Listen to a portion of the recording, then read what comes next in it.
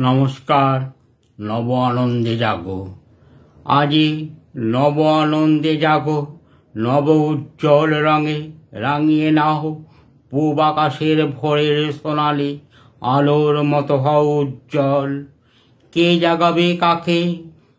সপ্ত ধ্বংসের খেলায় ব্যস্ত, কখনো ধ্বংস হয় অরণ্য, আবার কখনো ধ্বংস হয় প্রকৃতি। তাই দিকে দিকে খরা, ভূমিকম্প বা কখনো বন্যা। অসময়ে গ্রীষ্ম এসে বর্ষাকে ধ্বংস করে, মানুষ তার পথ করে দেয়। আজই নব আনন্দে জাগাবে কে?